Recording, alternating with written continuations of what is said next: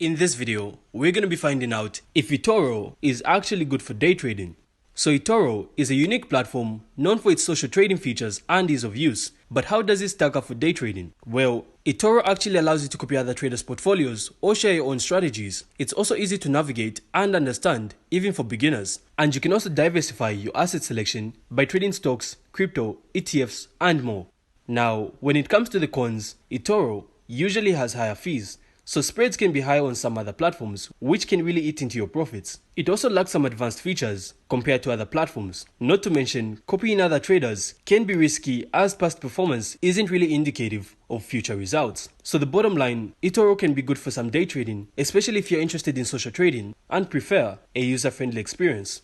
And as a quick disclaimer, don't forget that day trading is risky. So make sure not to risk more than you can actually afford to lose. So that wraps it up. I hope you found this insightful, and if you did, then consider supporting the channel by leaving a like, a comment, and of course subscribe. Then we'll see you on the next one.